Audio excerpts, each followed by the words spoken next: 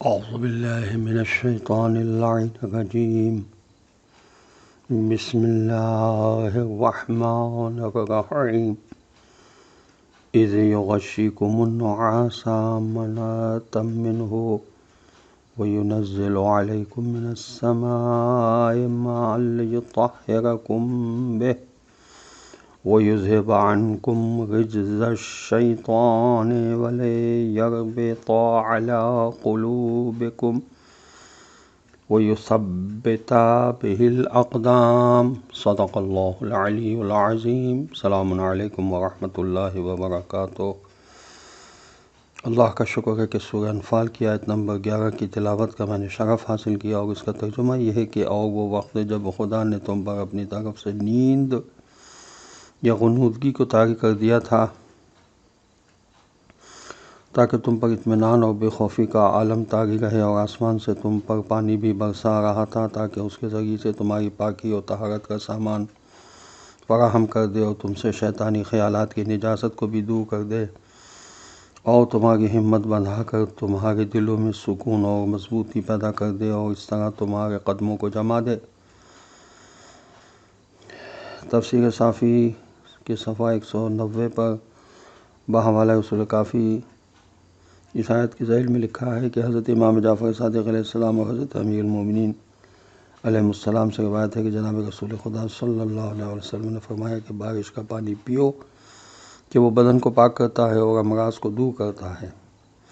محققین نے اس آیت سے نتیجہ نکالا کہ میدان جنگ میں یا خطرات میں نیند بھی اللہ کی ایک نعمت ہوتی ہے، کیونکہ جب تک دشمن کا دل میں خوف ہوتا ہے نیند نہیں آتی۔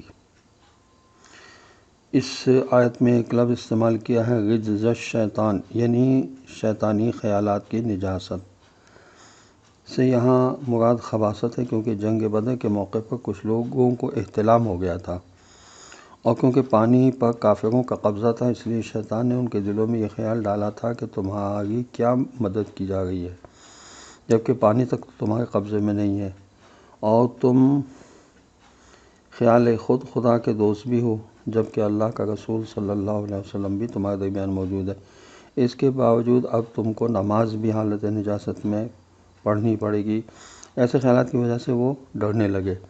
اس پر خدا نے ایسی بارش نازل فرمائی جو ساری رات برستی رہی۔ مسلمان ایسی جگہ اترے تھے جہاں ریت کے ٹیلے تھے، اس لیے وہاں پاؤں ریت میں دھنستے تھے، جبکہ کافروں کا لشکر جہاں اترا تھا وہ میدان تھا، ان کے قدم جمے ہوئے تھے۔ کمانیں زمین پر ٹیک کر چلانے کی سہولت تھی، لیکن بارش ہو جانے سے معاملہ بالکل برعکس ہو گیا۔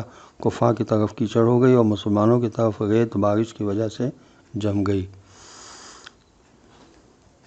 کہ انہیں کمانیں چلانے میں آسانی ہو گئی۔ مسلمانوں نے غسل بھی کیا، خوب پیاس بجھائی اور پانی ذخیرہ کر لیا، سواریوں کو بھی خوب پانی پلایا، اور اس طرح خدا کی غیبی امداد ملنے کی وجہ سے وہ مطمئن ہو گیا اور ان کے شکوک بھی دور ہو گئے۔ اس طرح ان کے قدم جنگ میں جم گئے، اور کیونکہ ان کو سکون قلب بھی حاصل ہوا جس کے سبب سے ان کو نیند بھی خوب آئی۔ یہ تفسیر صافی میں لکھا ہے صفحہ 190 پر تفسیر طبیان کے حوالے سے۔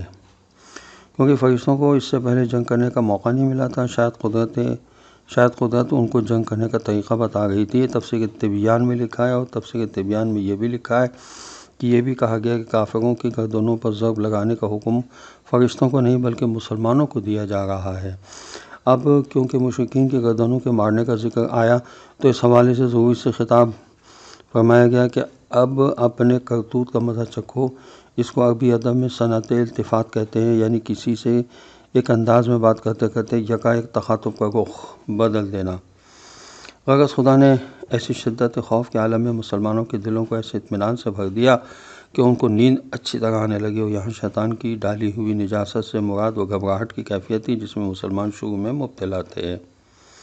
اصل بات یہ تھی کہ بدر میں مشرکین پہلے جا پہنچے تھے اور انہوں نے پانی پر قبضہ کر لیا تھا، مسلمان بعد میں پہنچے اور ایک خشک ریگستان میں اترے جہاں پانی نہ ہونے کی وجہ سے پیاس کی شدت بھی تھی، اور نماز کے وقت غسل اور وضو بھی ممکن نہ تھا۔ تیمم کا حکم اسی وقت نازل ہوا۔ پھر ریگستان میں پاؤں دھنستے تھے، اور ان باتوں کی وجہ سے دل سخت پریشان ہوئے اور شیطان نے اپنا کام شروع کر دیا۔ وآخر دعوانا الحمد للہ رب العالمین۔ السلام علیکم ورحمۃ اللہ وبرکاتہ۔